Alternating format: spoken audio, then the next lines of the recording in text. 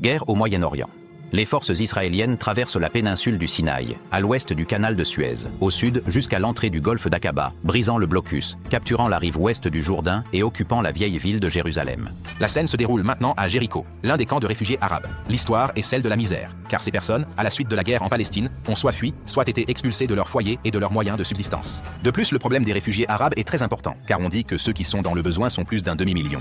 Pendant les 20 années, ils ont souffert, en plus de la vie misérable et mauvaise, ils ont souffert de 3 guerres, 1948, 1956, 1967. Ils ont perdu leurs biens, ils ont perdu leurs fils, ils ont perdu leur soutien, certains avec leur famille. Jusqu'au 5 juin 1967, le fleuve Jourdain était un symbole de l'unité de la région orientale et occidentale du royaume hachémite de Jordanie. La température peut atteindre environ 40 aujourd'hui, 40 degrés Celsius. Aide de la Jordanie, 1967. Pour la troisième fois, la guerre au Moyen-Orient a forcé de nombreux Arabes palestiniens à devenir réfugiés. Ces nouveaux réfugiés s'ajoutent aux 1 300 000, dont la situation dure depuis près de 20 ans. Les avions volaient très bas au-dessus de nos camps et, la situation était terrifiante car les gens ont commencé à sortir en courant du... Bien sûr. Alors que quelques bombes tombaient ici et là. Et, nous devions sortir. Pour emmener ma famille dans un endroit plus sûr. Alors je les ai simplement emmenés à Amman. Aujourd'hui, un total de près d'1,3 million de vieux et nouveaux réfugiés arabes. Pour beaucoup, c'était le deuxième exode, la première fois loin de la plaine côtière, jusqu'aux collines et au-delà, laissant derrière eux leurs sons et villages, Haïfa, Jaffa, Accra. Maintenant, pour la deuxième fois, vers l'est, descendant des collines vers la sécurité à travers la vallée du Jourdain, loin de Jérusalem, Bethléem, Hébron. Ce n'était pas un substitut au retour tant attendu. Ici, dans l'un des camps de la vallée du Jourdain, rangée après rangée de tentes ont bientôt couvert le sol. En contraste avec le silence fantomatique des camps désertés, sur la rive ouest, les rues d'Amman devenaient chaque jour plus encombrées. Les personnes nouvellement déplacées, stupéfaites par le choc de la soudaine misère, se mêlaient à celles qui avaient déjà souffert de tout cela auparavant. À quel point est-il frustré? Et je pense que ces gens ont perdu confiance en tout le monde dans ce monde. Ils avaient de grands espoirs de retourner chez eux, et maintenant ils se retrouvent à nouveau dans le désert, vivant sous des tentes et dans les pires circonstances qu'un être humain puisse vivre. Ils perdent confiance en tout dans le monde maintenant, même en la conscience du monde, car ils croient, comme ils me l'ont dit, je le répète, que dans ce monde, il n'y a pas de justice, mais seulement des intérêts. Et là où l'intérêt va, la justice disparaît.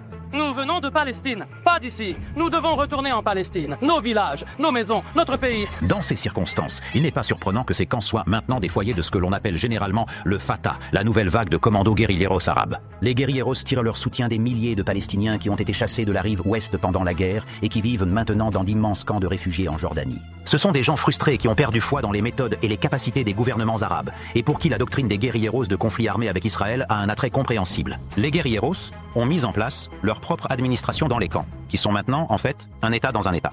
En 1969, le leader du Fatah, Yasser Arafat, a été élu président de l'OLP.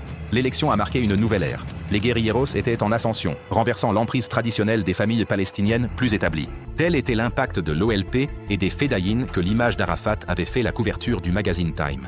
Mais c'est en Jordanie, la base de la plupart des factions palestiniennes, que l'affirmation croissante des Fedayines a causé le plus de problèmes. Ils avaient créé un État dans un État en Jordanie, et les actions qu'ils ont planifiées et exécutées ont rapidement commencé à secouer la région. La condition est très très mauvaise ici. Pourquoi rester ici? Ces commandos du Fatah en uniforme de camouflage peuvent aujourd'hui être vus se promener ouvertement dans les rues d'Amman, capitale de la Jordanie du roi Hussein. Financés, équipés et formés de manière tout à fait indépendante de la Jordanie, les commandos sont une loi en eux-mêmes, que Hussein doit accepter s'il veut garder son trône, car leur popularité aujourd'hui est immense. Les chars israéliens montent la garde sur les terres occupées à l'ouest du Jourdain, comme ils le font depuis la guerre de 1967. Tant qu'il reste, le roi Hussein n'a pas de réponse aux demandes stridentes des Arabes palestiniens dont les organisations contrôlent effectivement de vastes zones de son territoire restant à l'est du Jourdain. Depuis la fin de la guerre en juin dernier, les représailles israéliennes pour les raids à travers la nouvelle frontière du Jourdain ont poussé les habitants arabes de la vallée à monter sur les hauteurs balayées par le vent au-dessus. Ici, ces simples peuples arabes, déjà réfugiés de la guerre de l'année dernière, ont été à nouveau faits réfugiés dans de nouveaux camps improvisés. Les raids des commandos sur l'ancien territoire jordanien, bien que de petite envergure et menés avec de très lourdes pertes, ont néanmoins élevé le moral des Arabes palestiniens à son plus haut niveau en 20 ans. La nouvelle renommée et la confiance en soi des commandos proviennent d'une bataille menée en mars dernier dans la vallée du Jourdain avec les forces de représailles israéliennes envahissantes à Karameh. Karameh, un camp de réfugiés de la vallée du Jourdain avec une base de commandos, avait déjà été bombardé par les Israéliens et largement évacué de ses civils avant une attaque terrestre israélienne le 21 mars. Puis, les commandos arabes se sont tenus et ont combattu, aidés par l'artillerie de l'armée jordanienne dans les collines. Un temps viendra où les hommes sages ne seront pas du tout entendus et les fous agiront. Et alors on ne peut pas savoir ce que personne ne peut imaginer ce qui se passera. C'est une partie du monde très dangereuse, le Moyen-Orient, et tout le monde doit en prendre soin, car tout type de guerre peut s'élargir et peut les étendre, peut mener à une guerre très dommageable. L'échec des Nations Unies au cours de ces années à s'attaquer aux problèmes profondément enracinés et en colère dans le Moyen-Orient doit être considéré comme un facteur majeur contribuant à la guerre de juin dernier. Bien que naturellement, la responsabilité première incombe inévitablement aux parties impliquées. Je suis obligé d'exprimer ma crainte que si, encore une fois, aucun effort n'est déployé et aucun progrès n'est fait pour éliminer les causes profondes du conflit, dans quelques années au plus, il y aura inéluctablement une nouvelle éruption de guerre. Les modérés parmi les Palestiniens ont peu de contrôle sur les éléments extrêmes comme le Front populaire de libération de la Palestine. Les récents détournements, largement condamnés dans le monde arabe, étaient à l'œuvre de ce groupe. Son leader est un médecin arabe chrétien volatile et énergique, George Habash. Le 6 septembre 1970, le Front populaire de libération de la Palestine, ou FPLP, a forcé la main des Jordaniens. Il a détourné des avions appartenant à Swissair et TWA et les a forcés à atterrir sur une piste désaffectée dans le désert jordanien connu sous le nom de Dawson's Field. Le Moyen-Orient et une semaine de drame et de tension se terminent de manière explosive. Voici la scène à la piste d'atterrissage de Zarqa en Jordanie récemment, lorsqu'un énorme nuage de fumée provenant de 3 avions en flammes a rappelé au monde, qui n'avait pas besoin de rappel, que les guérilleros palestiniens étaient sérieux. En détournant cet avion, nous pouvons envoyer à ces gens le message qu'il y a une guerre, qu'il y a une cause ici au Moyen-Orient, alors ne venez pas ici. Maintenant, vous continuez à vous battre pour cette cause et à mener cette guerre. Oui. La saga de Dawson's Field est terminée, mais personne ne croit que l'histoire des détournements s'arrêtera là. Le PFLP comprend des personnes qui croient que pratiquement toute action est justifiable si, à leurs yeux, elle fait avancer la cause du nationalisme palestinien. Il est tout à fait possible que Dawson's Field ne soit pas une fin, mais un début. 3 ans montrés en quelques minutes, des familles repoussées d'un côté à l'autre des frontières, des communautés entières essayant de se reconstruire, tandis que le monde prétendait que leur exil était temporaire. Et la plupart des gens dans ces extraits, ce sont juste des Palestiniens essayant de survivre à un autre déplacement. Ils n'ont pas choisi la politique, les factions ou les gros titres écrits sur eux, mais ce sont eux qui portent toutes les conséquences lorsque le monde les réduit à une seule histoire. Ce que vous venez de voir n'est pas une fin dramatique. C'est le moment où tout sous la Jordanie commence à bouger. La pression, les autorités concurrentes, les choix qui ne pouvaient tout simplement plus coexister. À partir de là, l'histoire ralentit.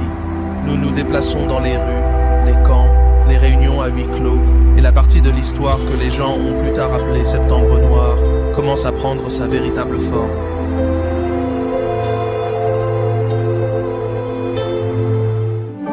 Jusqu'au 5 juin 1967, le fleuve Jourdain était un symbole de l'unité des régions orientales et occidentales du royaume hachémite de Jordanie. Aujourd'hui, il est devenu une ligne de division. On commence à voir combien la Jordanie portait déjà bien avant la guerre de 1967. Elle avait accueilli les personnes déplacées de 1948, et puis presque du jour au lendemain, une autre vague immense a traversé le fleuve sans rien laisser derrière. Et d'une manière ou d'une autre, on s'attendait à ce que ce petit pays stabilise tout, même si rien de tout cela n'avait commencé avec lui. Le fleuve Jourdain, à l'ouest, la Palestine, territoire sous mandat britannique de 1922 à 1948. Juste avant la fin du mandat, la population était composée de 2 tiers d'Arabes et d'1 tiers de Juifs. En 1947, la Grande-Bretagne, confrontée à un conflit amer entre les Arabes et les Juifs, a décidé de remettre le problème aux Nations Unies. Parce que les 2 communautés ne s'accordaient pas sur l'avenir d'une Palestine indépendante, l'Assemblée générale des Nations Unies a formulé un plan de partition. Cela n'était pas acceptable pour la majorité arabe, et des hostilités ont éclaté, qui se sont terminées par des accords d'armistice. Mais la paix espérée n'a pas suivi, laissant sans abri près de 3/4 de millions de réfugiés arabes de la zone qui est devenue Israël. Près d'une génération plus tard, des hostilités ont de nouveau éclaté le 5 juin 1967, entraînant de nouvelles lignes de cessez-le-feu et l'occupation par Israël du coin sud-ouest de la Syrie, de la Cisjordanie jordanienne, avec la vieille île de Jérusalem, la bande de Gaza et le Sinaï. La conséquence, Aujourd'hui, un total de près d'1,3 million de réfugiés arabes anciens et nouveaux. C'est une situation complètement inacceptable et intolérable. Quel est donc le devoir des Nations Unies? Cela ne peut être rien d'autre que la condamnation rapide de l'agresseur et l'application du retour des troupes israéliennes aux lignes tenues avant l'attaque du 5 juin. Permettre à Israël de conserver ses gains comme arme de négociation, c'est permettre à l'agresseur d'utiliser les fruits de son agression pour atteindre les objectifs pour lesquels il est allé en guerre. C'est immoral. Cela ne sera pas supporté. Les Israéliens s'engagent à détruire les maisons et les biens des gens. Leur objectif est clair, rendre la vie si impossible pour notre peuple qu'ils n'auront rien à quoi revenir. C'est la politique suivie avec succès en 1948 et qu'ils semblent déterminés à répéter encore. Les discours des Nations Unies sonnent fort. Retrait, droit, droit international. Mais quand on regarde sur le terrain, la réalité de base ne change pas. Israël garde la terre. La Jordanie porte les gens chassés de celle-ci. Et puis le monde s'installe dans cette routine où la condamnation semble forte mais ne change presque rien. Pour beaucoup, c'était le deuxième exode. La première fois loin de la plaine côtière, jusqu'aux collines et au-delà, laissant derrière eux leurs villes et villages, Haïfa, Jaffa, Acre. Maintenant, pour la deuxième fois, vers l'est, descendant des collines vers la sécurité à travers la vallée du Jourdain, loin de Jérusalem, Bethléem, Hébron. À la fin de juin, 200 000 réfugiés sont censés avoir traversé. Pour le moment, tous étaient choqués, effrayés et confus. On ne savait pas exactement combien de réfugiés avaient traversé, ni ce qui se passait dans l'esprit de ces gens effrayés alors qu'ils fuyaient leur maison, beaucoup pour la deuxième fois de leur vie. Éloigner leurs enfants de la zone de guerre était l'objectif principal. Isaac Nachachibi est un responsable de zone pour l'Agence des Nations Unies, pour les secours et les travaux. Il est réfugié depuis 1948. Comment vous sentez-vous par rapport à tout cela? Eh bien, je ne pense pas que quiconque serait satisfait de la situation dans laquelle nous vivons.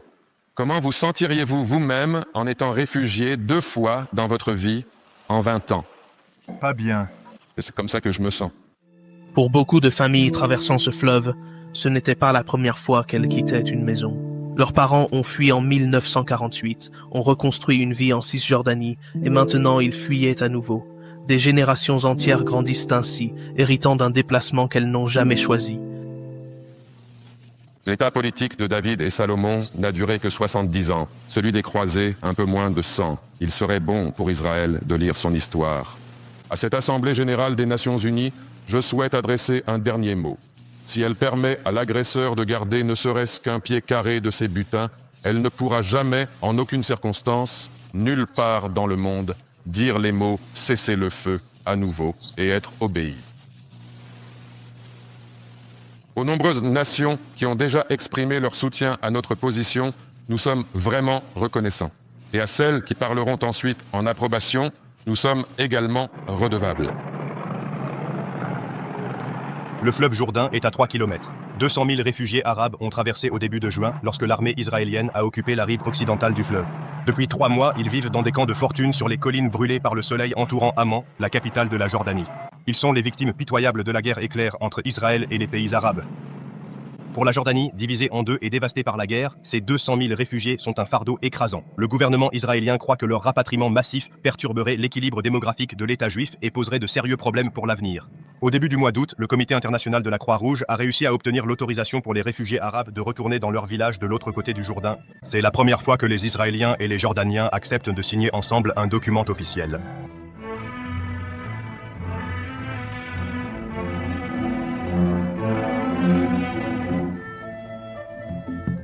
Quand on observe ces camps pendant quelques années, on commence à voir cette étrange transformation. Les tentes ne restent pas des tentes, elles se durcissent en allées, puis en quartiers, et finalement en lieux qui se comportent comme des villes avec des magasins, des cliniques, des écoles, tout un rythme de vie.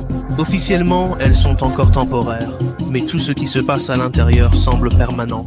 Aujourd'hui, tout cela est en ruine.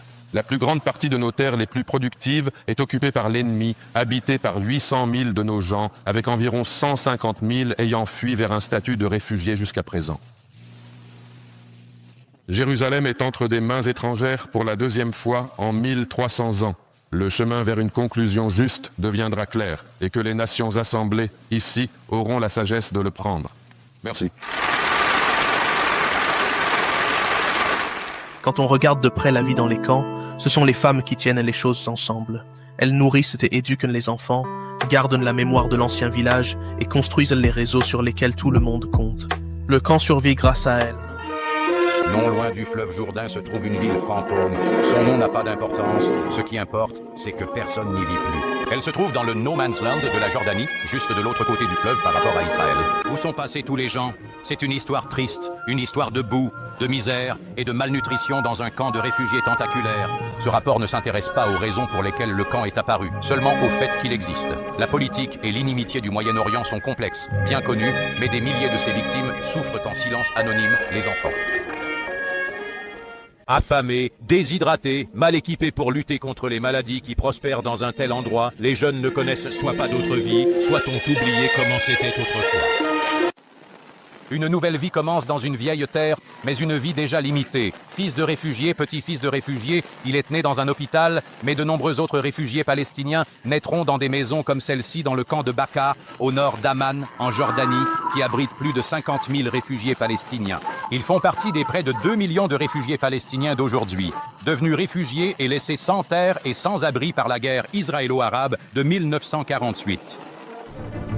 Le rapport présente cela comme une réponse au terrorisme, mais ce que vous voyez réellement, c'est une famille entière perdant sa maison à cause d'une allégation. Cela devient un schéma, un incident, une accusation, et soudainement une maison disparaît, et tous ceux qui y vivent y sont à nouveau déplacés.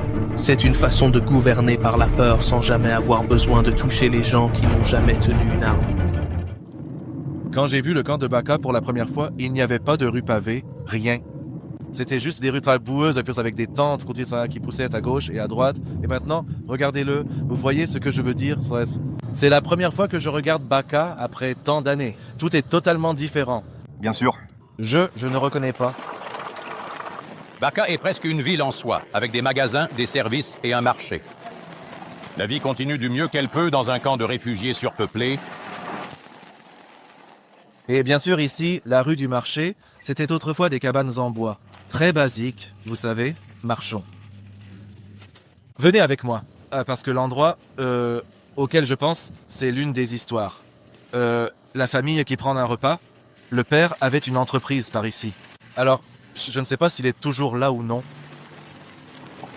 Le bourdonnement de la vie continue de se construire dans les rues et le marché. Baka a commencé comme une ville de tentes en 1967 pour abriter les réfugiés déplacés par les combats de 1967. Progressivement, les tentes ont été remplacées par des abris plus durables. Et au fil du temps, Baka a pris l'apparence d'une ville. De nombreuses familles n'ont toujours pas d'installation d'eau dans leurs abris. Alors elles viennent à un point d'eau pour remplir des cruches d'eau chaque jour. Que Dieu vous garde en sécurité. Que Dieu vous bénisse. Regardez-nous. Il ne reste rien des anciens jours. Vous vous souvenez de vous ici quand vous étiez une jeune fille? Je me souviens. Il n'y avait rien que nous pouvions faire à l'époque. Et vous? Que Dieu vous bénisse. Vous êtes toujours le jeune homme que vous étiez. Que faites-vous maintenant? Moi, j'étais le petit bébé à l'époque. Incroyable comme le temps passe. Lui et moi sommes venus vous rendre visite au Liban. Il est resté longtemps. C'est mon frère aîné, celui qui est décédé. Je l'ai enterré moi-même. Ah, où sont passés vos cheveux? Je pensais que nous étions encore en deuil. Dites, mais la fille, l'autre est décédée. Vous vous souvenez? Oui, je me souviens. Je me souviens de tous mes enfants. Je me souviens de la même chose maintenant, assis ici à cet endroit même. C'était pareil à l'époque. Nous étions dehors tout le temps, juste un vaste désert vide, rien autour de nous. Le pont Allenby sur le Jourdain, à 15 km à l'est de Jéricho et 380 mètres sous le niveau de la mer. Les Jordaniens l'ont fait sauter en se retirant sur l'autre rive. Sous les poutres d'acier tordues, une passerelle en bois a été jetée pour faciliter le passage des réfugiés. Des deux côtés de la rivière, dans la chaleur étouffante, des soldats israéliens et jordaniens montent la garde, le doigt sur la gâchette. Mais depuis le début des rapatriements, il n'y a pas eu un seul incident grave. Le délégué du CICR n'a guère besoin d'intervenir. Le trafic à double sens fonctionnait sur le pont Allenby, qui relie les deux rives du Jourdain. Les premiers réfugiés qui avaient fui vers la rive, et lorsque les combats ont éclaté, et qui ont ensuite choisi de revenir, ont traversé à nouveau vers l'ouest sur le pont dans la zone contrôlée par Israël.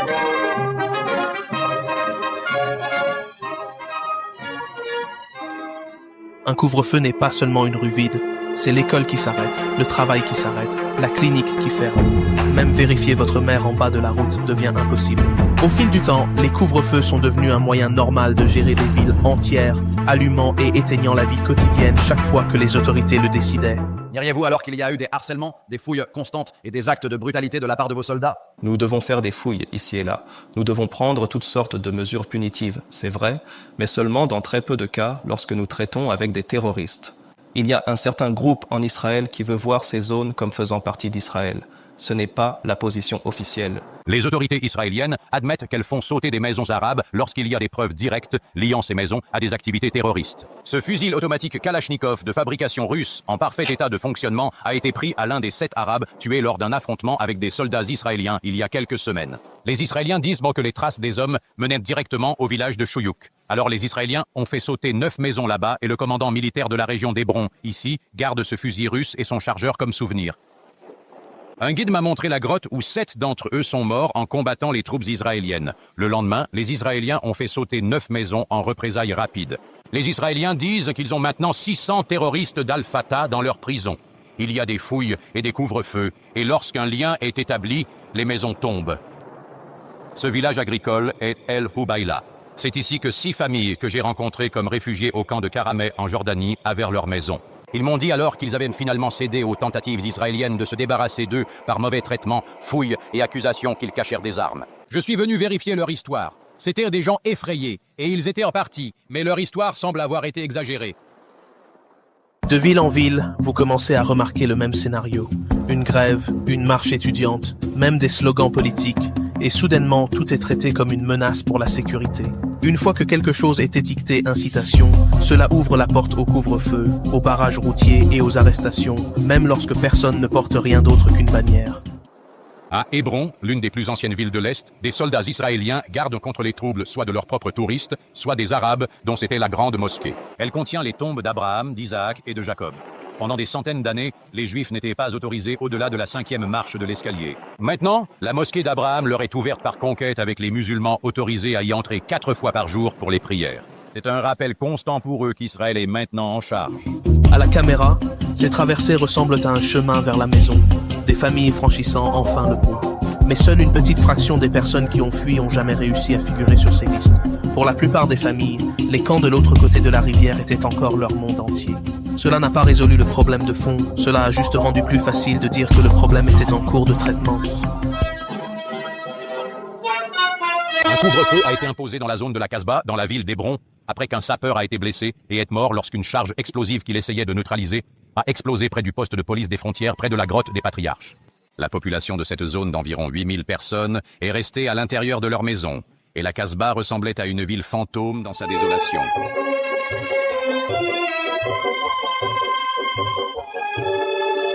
Les hommes vus dans la zone de couvre-feu devaient présenter leur carte d'identité.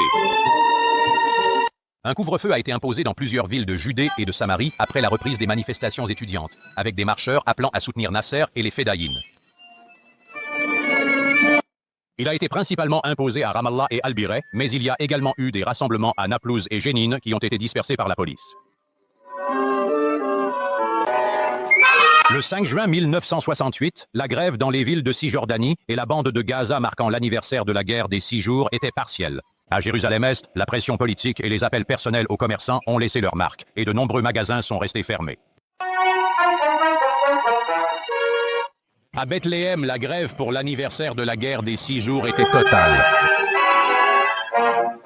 Des barrages routiers ont été installés et les personnes et véhicules ont été contrôlés.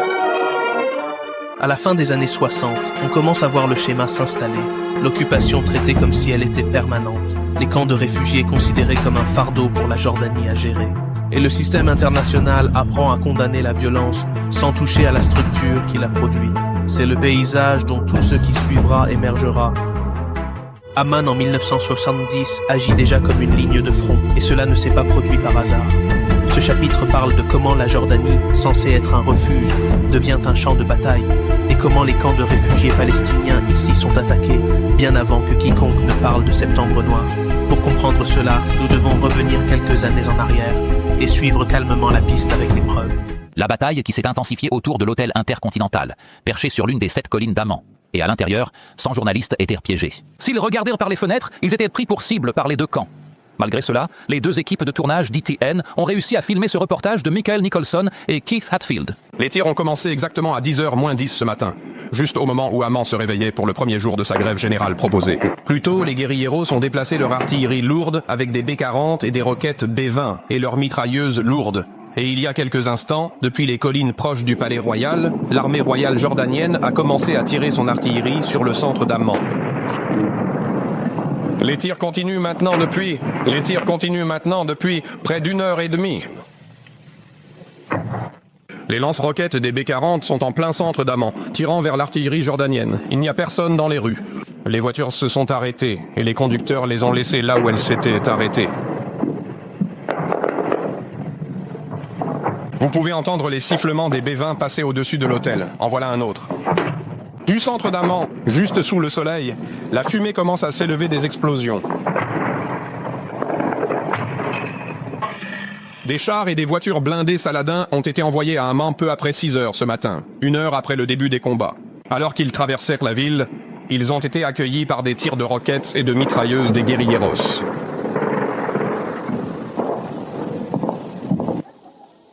Tous les 2 mois, Kaoud et son père se rendent au centre de distribution de rations de l'UNRWA pour de petites rations de farine, d'huile de cuisson, de sucre et de riz. L'UNRWA n'achète pas la nourriture, elle distribue la nourriture donnée par les gouvernements et la communauté européenne. Au début des années 1950, l'aide était le programme le plus important de l'UNRWA. Mais avec l'autosuffisance croissante de nombreux réfugiés et le manque de fonds de l'UNRWA, le programme a été réduit. Il est maintenant principalement destiné aux très pauvres qui reçoivent des rations alimentaires supplémentaires, de petites subventions en espèces et une aide pour les réparations de leur maison. Cependant, la ration est perçue par les réfugiés palestiniens comme un symbole de leur statut et de l'engagement de la communauté internationale à les aider jusqu'à ce qu'un règlement juste soit atteint au Moyen-Orient. Mais alors qu'ils voient les services de l'UNRWA être réduits, et avec la menace de nouvelles réductions, ils ressentent un sentiment d'abandon. Nous avons besoin de rations. Soit laissez-nous retourner dans notre patrie, soit donnez-nous de l'aide. Nous voulons retourner et nous mangerions du sable si seulement nous pouvions retourner. Ils ont tout coupé. 5 kilos de farine et même pas tous les mois. À quoi servent 5 kilos quand il y a 10 ou 12 personnes dans une famille? Nous ne voulons pas des rations. Après 1967, la Jordanie devient à nouveau le foyer de centaines de milliers de Palestiniens. Ce qui est appelé un ajustement de frontières sur le papier signifie recommencer la vie pour la 2e fois en un peu plus de 20 ans. Les camps se remplissent rapidement. L'UNRWA est à bout de souffle. Les familles qui ont été expulsées en 1948 sont à nouveau poussées dans de nouvelles tentes, de nouvelles files d'attente, une nouvelle incertitude. Avant même de toucher à la politique, c'est la cocotte minute. Tout le reste dans ce chapitre repose dessus. Les sionistes ont attaqué Rami avec presque 10 000 hommes. Nous étions 450. Nous avons combattu pendant 15 heures. Leurs chars sont tombés en panne d'essence. Nous avons bloqué toutes les routes.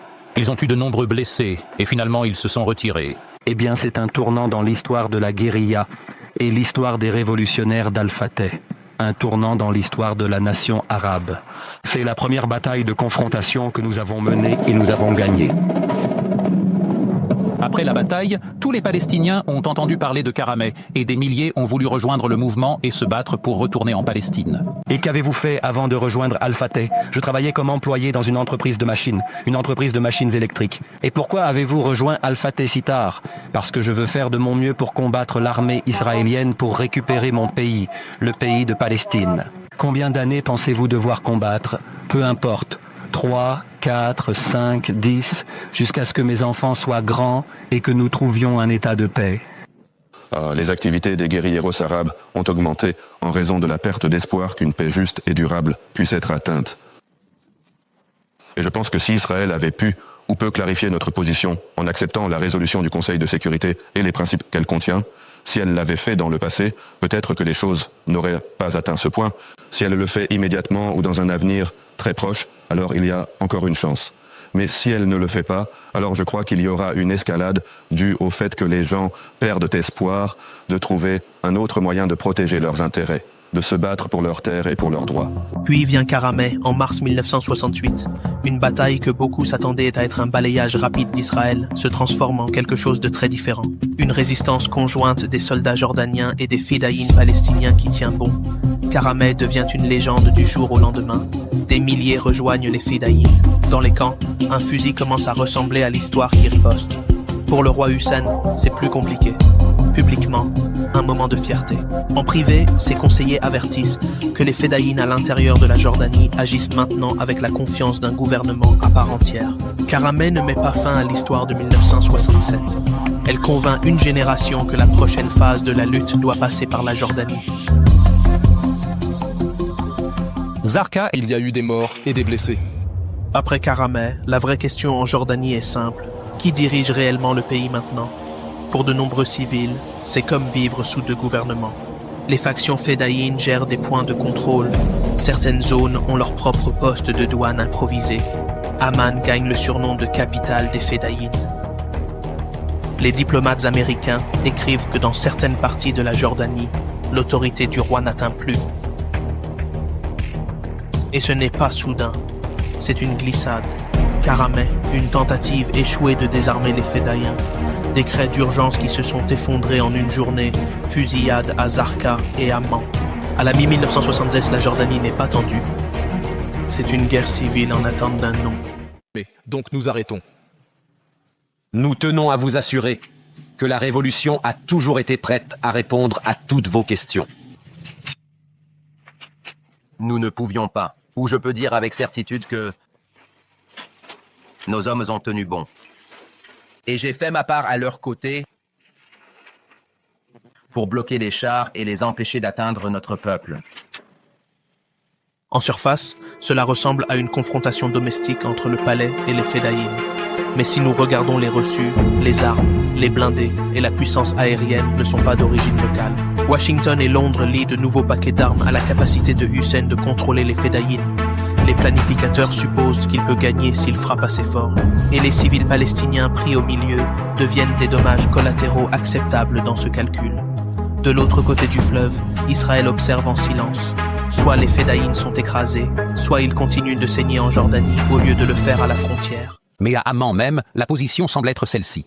Les tireurs d'élite de la guérilla tiennent toujours dans le vieux centre de la ville, avec l'armée utilisant l'artillerie et les chars pour les déloger. Mais les principaux combats des dernières 24 heures ont eu lieu dans les deux camps de réfugiés, Jebel Hussein et Jebel Gouidat. L'armée a déversé des tirs de mortier dans les camps, qui sont fortement défendus par les guérilleros. Et les guérilleros disent que les Jordaniens détruisent chaque centimètre du camp de réfugiés Hussein. Pour la femme dans cette maison, ce n'est pas un affrontement de dirigeants, c'est un obus dans la chambre du bébé.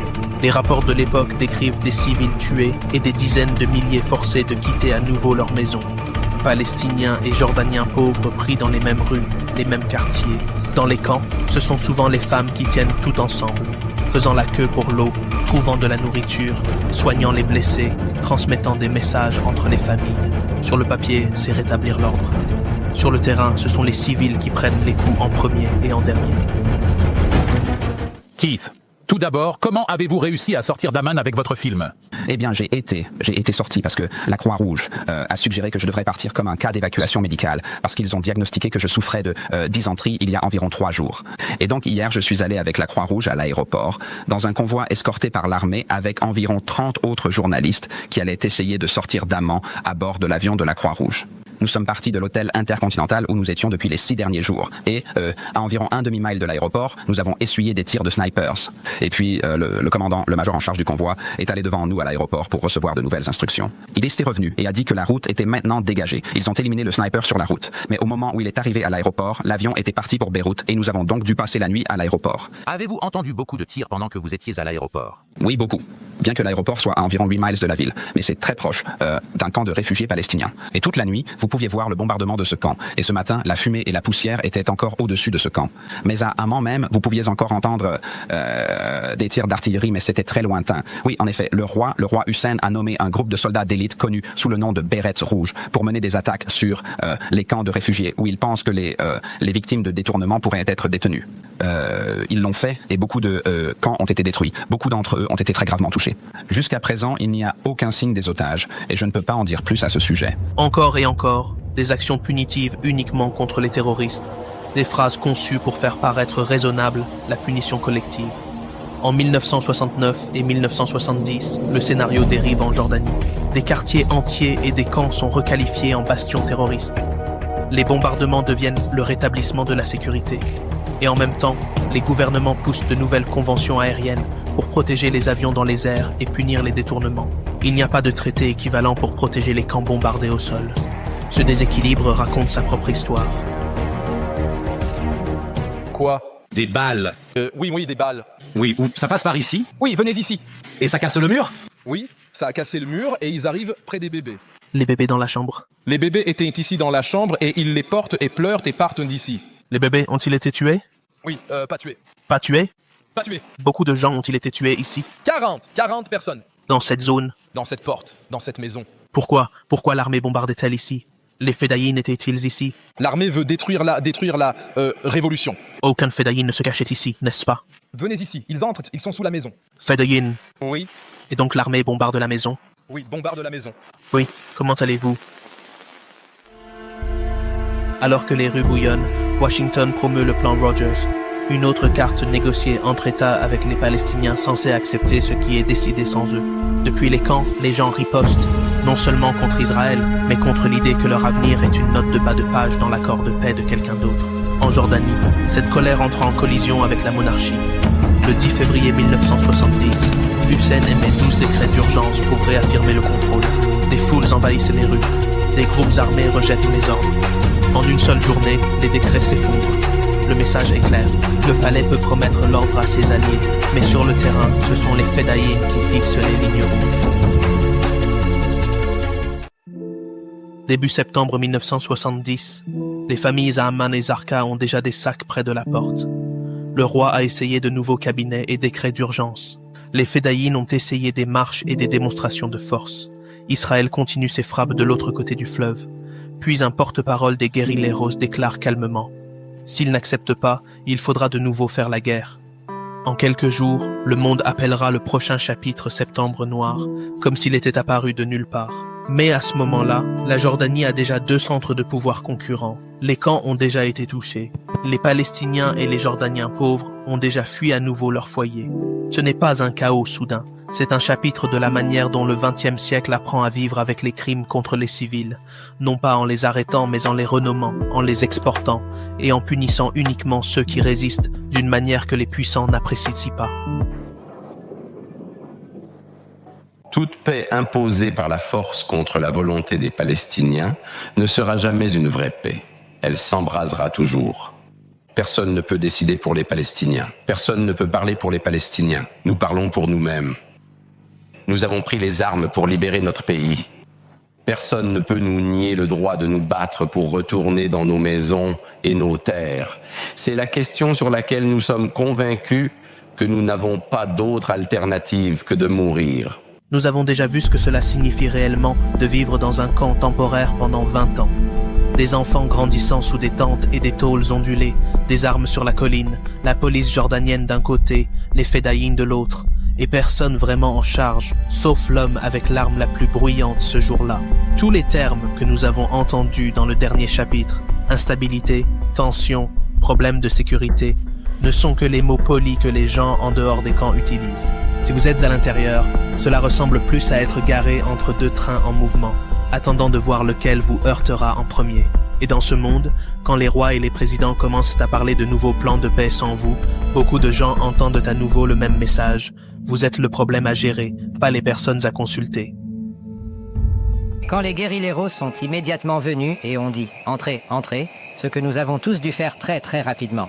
Et quand nous sommes entrés, nous avons trouvé que les guérilleros sortaient absolument de l'hôtel, et c'est alors que nous avons tous été rassemblés dans la salle à manger et qu'une déclaration nous a été lue indiquant que nous étions tous pris en otage. J'ai vu la boîte de dynamite devant l'hôtel. Ce n'était pas très impressionnant, mais c'était plutôt effrayant. Il était également supposé y avoir 2 mines plantées à l'arrière de l'hôtel. Les guérilleros nous l'ont dit.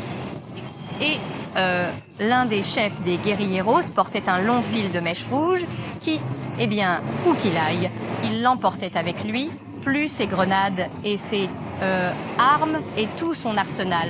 Mais il avait toujours une boîte d'allumettes à portée de main et nous, je pense que nos yeux suivaient ce morceau de fil rouge partout où il allait. Il avait une arme à la main. 4 avions. Nous n'avons jamais pensé que cela arriverait. Et c'était la première fois que cela arrivait. Des centaines d'Américains à bord. Les 305 otages ont été informés qu'ils seraient tués si le gouvernement refusait de libérer les prisonniers palestiniens. C'était l'introduction de l'Amérique au terrorisme mondial. En 1970, presque toutes les décisions sérieuses concernant la Palestine se prennent encore dans des salles sans Palestiniens. Le plan Rogers que nous avons abordé dans le dernier chapitre est vendu comme la paix de notre temps. Mais pour les gens dans ces camps, cela ressemble à une seconde effacement. Maintenir l'occupation, déplacer un peu les frontières, arranger la carte et prétendre que les camps de réfugiés ne sont que du mauvais temps.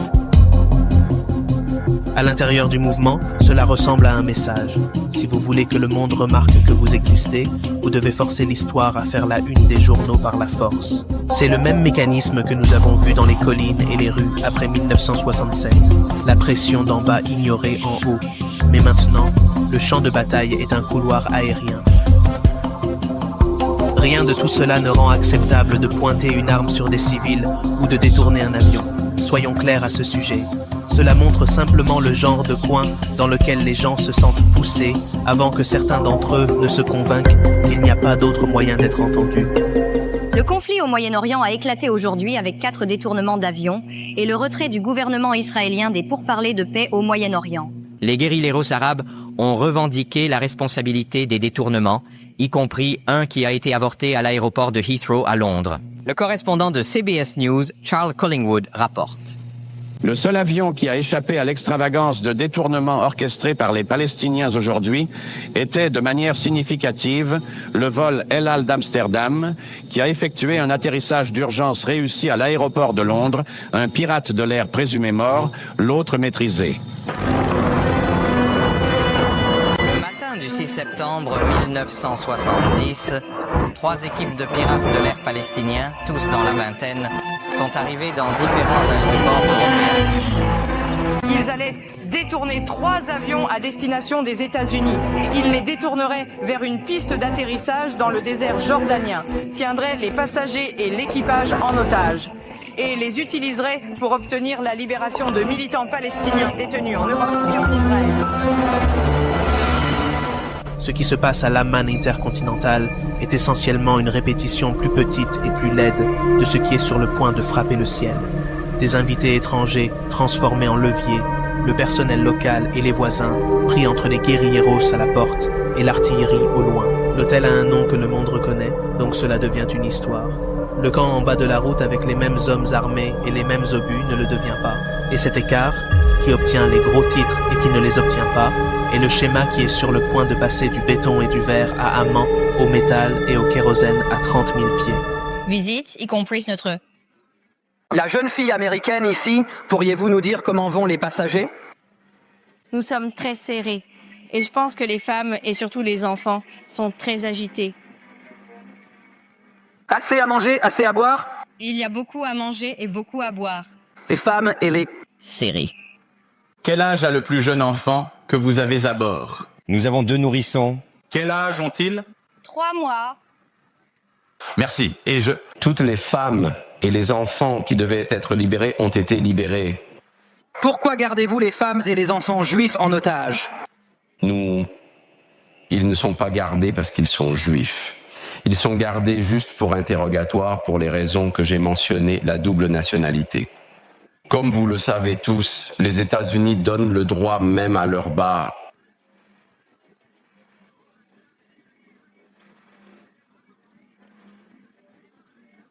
La force impérialiste mondiale aide Israël à nous attaquer. Le matin du 6 septembre 1970, ce n'est pas un fou solitaire avec une arme. Ce sont 3 équipes coordonnées dans 3 aéroports européens différents, visant tous des jets à destination des États-Unis. Le plan est brutalement simple. Détourner les avions vers une piste en Jordanie que les Fedaïn contrôlent, tenir les passagers en otage et forcer les gouvernements en Israël et en Europe à échanger des prisonniers pour leurs propres citoyens. 3 équipes, 3 aéroports, un plan. S'emparer des jets à destination des États-Unis, les faire atterrir sur une piste en Jordanie et essayer d'échanger des passagers contre des prisonniers. Dans leur tête, ce n'est pas du terrorisme aléatoire. C'est une visite de prison que le monde ne peut ignorer. Nous avons des conditions très claires. Nous voulons récupérer nos prisonniers. Tout gouvernement qui nous rendrait nos prisonniers, nous lui rendrions ces prisonniers. Mais qui négocie entre vous et les 5 pays? Nous attendons maintenant qu'ils acceptent nos conditions directement. Et refusez-vous de traiter avec la Croix-Rouge en général ? Si la Croix-Rouge prend notre condition à ses gouvernements et nous apporte une réponse claire, une réponse engagée à ces questions, nous accepterons son entente. Imposez-vous une limite de temps à la période de négociation ? Nous attendons que le gouvernement concerné accepte nos conditions, mais bien sûr, nous ne pouvons pas attendre éternellement. Nous avons dit que le monde ne comprend pas ou ne connaît pas le problème palestinien. C'est ainsi que l'idée de détourner des avions est née. Faites savoir au monde entier la crise qui nous est arrivée.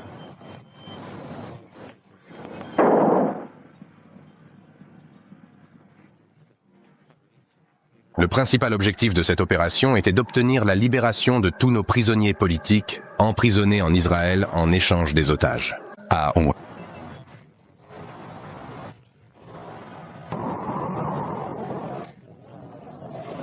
De nos commandants m'a demandé d'aller à l'aéroport de la Révolution. Je lui ai demandé où se trouve cet aéroport. Il a dit « Des gars vont te guider, mais ce n'est pas un aéroport. C'est un désert. »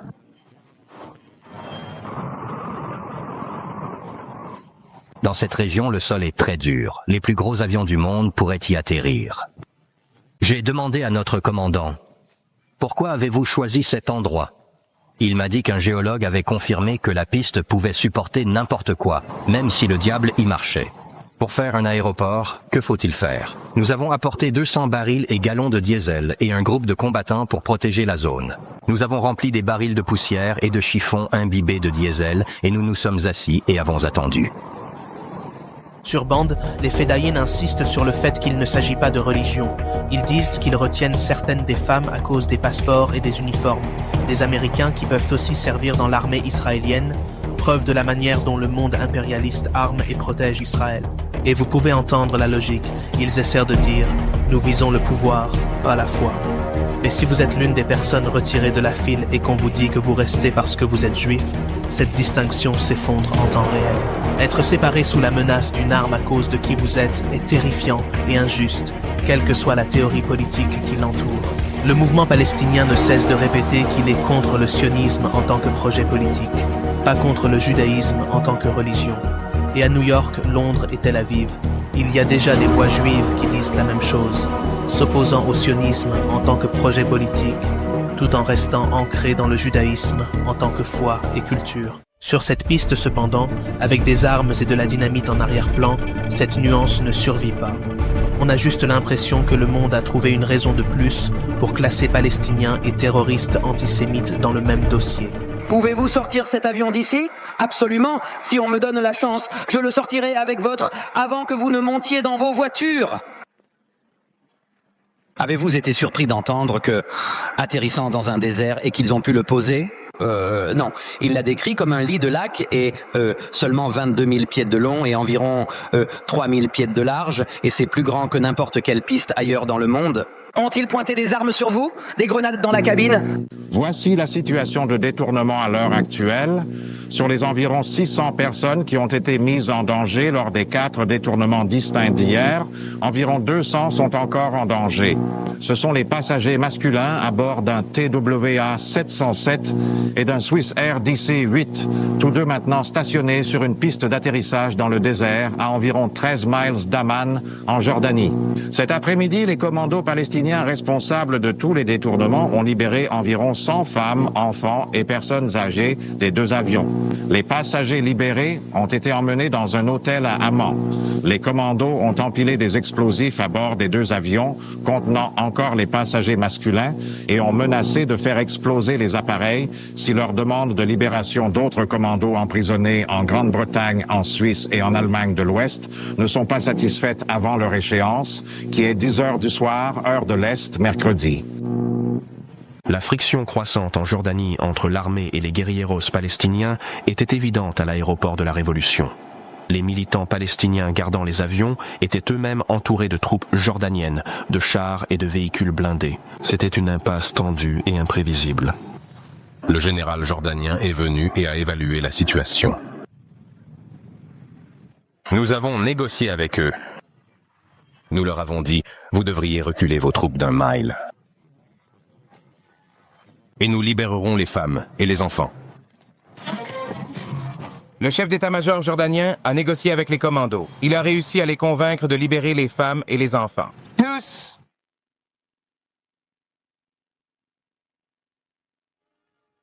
Quand ces 3 jets décollent, on dirait la fin du monde. Des boules de feu dans le désert, des squelettes de jets. Le genre d'image qui s'imprime dans le système nerveux d'une génération en un après-midi. Ce qui n'est presque jamais mentionné dans la même phrase, c'est que les passagers ont déjà été débarqués. Sur ces jets, le nombre de morts est nul. Personne ne meurt sur ces avions. Les personnes qui ont organisé cela voulaient un symbole que le monde ne pourrait pas ignorer, et ils l'ont obtenu. Pour les 50 prochaines années, Palestiniens et faire exploser des avions resteront associés dans l'esprit des gens, même s'ils ne se souviennent pas où ou quand cela s'est réellement passé. Le véritable bilan, celui qui vient avec l'artillerie, les chars et les couvre-feux, atterrit ailleurs sur des personnes qui n'ont jamais vu l'intérieur d'une cabine de première classe, dans des batailles et des répressions dans lesquelles nous allons entrer dans le prochain chapitre. Pourquoi gardez-vous les femmes et les enfants juifs en otage? Nous, ils ne sont pas gardés parce qu'ils sont juifs. Ils sont gardés juste pour interrogatoire. Les raisons que j'ai mentionnées sont de double nationalité. Israël et les États-Unis d'Amérique. D'accord. Les 2 amis avec qui j'étais, l'un était juif et mon plus vieil ami, Nancy, qui n'était pas juive. Quand ils nous ont séparés, vous savez, c'est la première fois de ma vie que j'ai été séparée, que j'ai été identifiée comme juif et que quelque chose de différent m'est arrivé, que mon traitement était différent parce que j'étais juif. Les Palestiniens avaient essayé de faire valoir, surtout les gauchistes, qu'ils n'étaient pas antisémites, qu'ils étaient juste antisionistes. Ils ne faisaient pas le tour pour demander aux gens leurs opinions politiques, ils leur demandaient simplement quelle était leur religion, et donc c'est pas très intelligent à faire si vous essayez de combattre l'idée commune que vous étiez d'une manière ou d'une autre, concentré sur les gens en tant que juifs ou non juifs, plutôt qu'en tant que sionistes ou non sionistes. Alors que de la dynamite était placée à bord des avions, les gardes guérilleros se tenaient au-dessus d'eux pour empêcher les troupes du roi Hussein de s'approcher trop près. 15 minutes plus tard, les commandos eux-mêmes sont partis précipitamment. Puis juste avant 3 heures, cela s'est produit. Hassan Dallal était le seul caméraman autorisé à rester. Nous lui avons demandé comment il savait quand commencer sa caméra. Il a dit « Dès que j'ai vu les commandos courir ». Dallal était à seulement 300 mètres lorsque le premier avion, le Boeing VC-10, a explosé.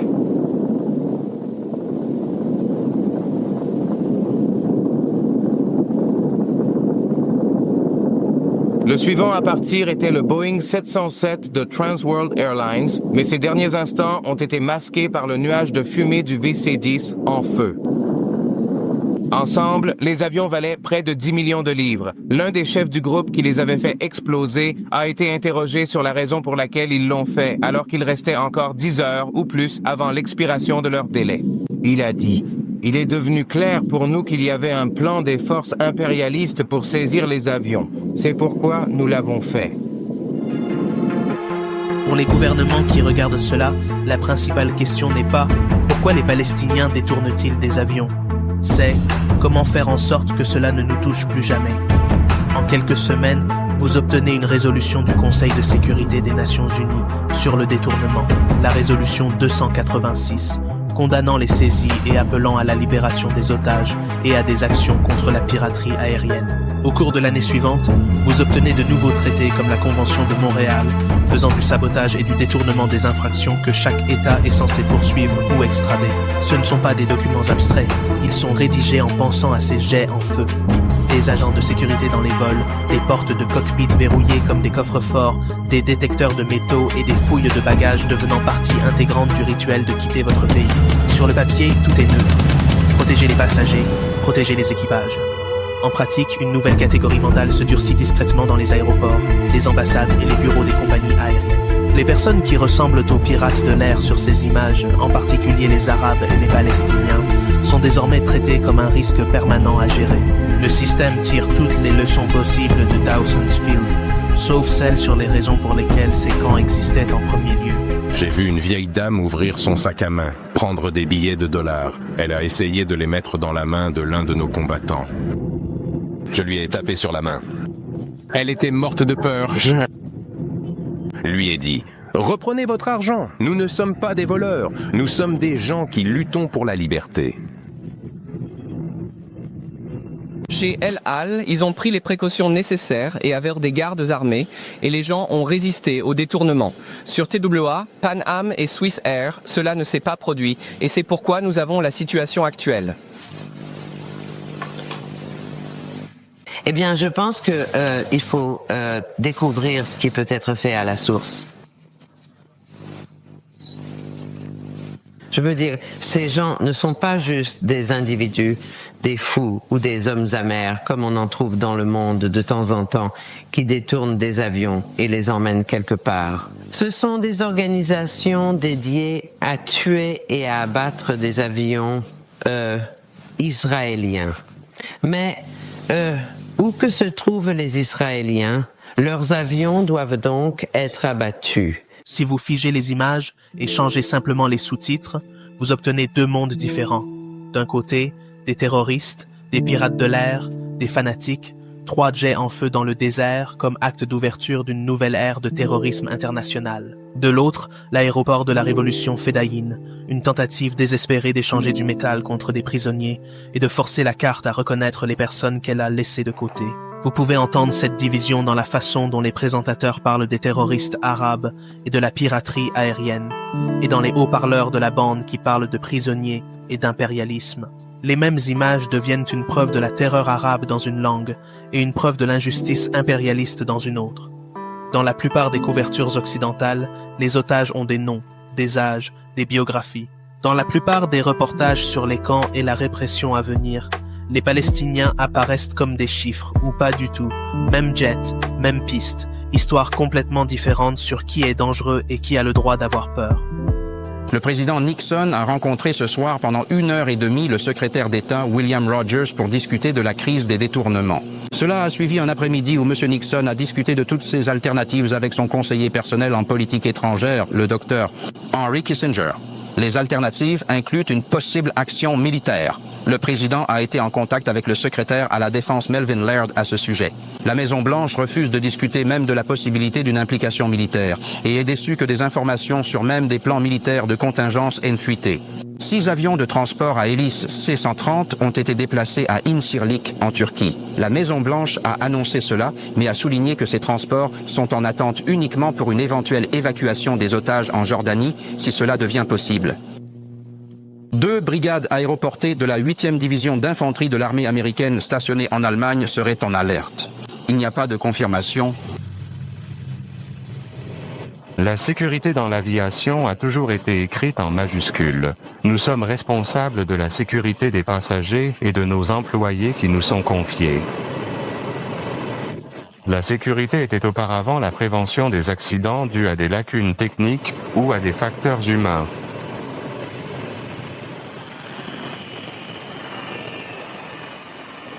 Aujourd'hui, l'aviation civile est menacée par d'autres dangers, les détournements d'avions et le sabotage, des dangers très difficiles à éliminer, augmentant les risques chaque jour et à chaque décollage. Certaines compagnies aériennes ont assigné des agents de sécurité spécialement formés et équipés pour escorter les vols en danger, les soi-disant agents de sécurité aérienne. D'autres compagnies aériennes ont installé des dispositifs de protection technique dans leurs avions, par exemple des portes blindées et verrouillées en permanence pour le cockpit. Cependant, même les méthodes de recherche les plus élaborées et l'équipement technique le plus moderne ne peuvent éliminer la menace de détournement, surtout lorsqu'ils sont planifiés et exécutés avec une grande détermination. Je veux dire, il y a eu 2 opérations majeures. Vous y avez participé. Vous avez détourné 3 avions appartenant à des compagnies aériennes étrangères, y compris un avion britannique. Vous les avez fait atterrir sur l'une des bases militaires jordaniennes avec des dizaines, voire des centaines de passagers à bord. Il y avait environ 300 passagers. Parmi eux se trouvait un groupe de rabbins israéliens sur l'un de ces avions. Écoutez les dirigeants des deux côtés, et vous entendez la même chose avec des accents différents. Cet affrontement était inévitable. Les guérilleros disent que Hussein allait toujours agir contre les camps. Hussein dit que les guérilleros ne lui ont laissé aucun choix. Tout le monde parle d'ordre, de révolution, de responsabilité. Presque personne à ce moment-là ne parle des gens au milieu, des familles dans les tentes, les sous-sols et les cages d'escalier qui vont être bombardées et abattues par des chars et des jets portant une couronne, puis considérées comme des conséquences regrettables. Dawson's Field devient célèbre parce que 3 avions vides sont détruits devant la caméra et qu'aucun otage ne meurt. Les batailles qui suivent à Amman, à Zarqa et dans les camps environnants laisseront des milliers de Palestiniens et des centaines de soldats et de civils jordaniens morts ou blessés, principalement hors caméra. Le monde apprend à condamner le spectacle et à vivre avec le massacre. La prochaine fois que la plupart des gens entendront les mots « Septembre noir », ils ne penseront même pas à la Jordanie. Ils penseront à un ensemble d'otages très différents dans un pays très différent. Dans le prochain chapitre, nous allons là où les caméras ne sont généralement pas allées, dans les rues et les camps où cet affrontement inévitable se produit réellement. Avant de conclure cette partie, je veux juste clarifier quelque chose. Ne prenez pas ma parole pour argent comptant. S'il vous plaît, allez lire, regardez et écoutez par vous-même. Consultez les lois, les archives, les témoignages et tirez vos propres conclusions. Ce projet s'appelle Protaillon. Je ne suis affilié à aucun parti ou organisation gouvernementale. J'essaie juste de comprendre ce qui a été fait à des gens qui n'ont jamais eu leur mot à dire dans tout cela et de partager les preuves avec vous. 2 remarques rapides que je dois souligner. Premièrement, le judaïsme n'est pas le sionisme. Le judaïsme est une foi et une culture diversifiées et magnifiques, avec des communautés qui vivent aussi avec des traumatismes et des pertes. Le sionisme est un projet politique. Critiquer l'État ou une idéologie n'est jamais une excuse pour attaquer les Juifs en tant que peuple. Si vous voyez cela dans les commentaires, ne laissez pas passer. Deuxièmement, cette série ne vise pas à encourager les détournements ou toute attaque contre des civils. Essayer de comprendre comment nous en sommes arrivés là n'est pas la même chose que justifier ce que les gens font. La plupart des Palestiniens, des Jordaniens et des gens ordinaires ne sont pas ceux qui planifient ces opérations, mais ce sont eux qui se font bombarder, déplacer et étiqueter comme terroristes pour des choses faites en leur nom. Si vous voulez approfondir après cet épisode, j'ai lié des vidéos d'archives clés et des sources dans la description et dans la playlist de la série Palestine Deep Dive. Regardez-les, ne vous fiez pas seulement au résumé d'un narrateur, y compris le mien. Si cela vous a aidé à voir le tableau d'ensemble, même un peu, veuillez aimer la vidéo, laisser un commentaire et la partager avec quelqu'un. Cela aide vraiment ce genre de travail à se diffuser, surtout lorsque des vidéos longues et inconfortables comme celle-ci ne sont pas vraiment mises en avant par la plupart des plateformes. Si vous souhaitez suivre le reste de ce Black September Deep Dive et soutenir Protaillon en tant que projet indépendant, vous pouvez vous abonner et activer la cloche et utiliser la playlist de la série Palestine Deep Dive pour suivre les prochaines parties à mesure qu'elles sortent. D'ici là, restez curieux, continuez à questionner le pouvoir, prenez soin les uns des autres et surtout, prenez soin de vous.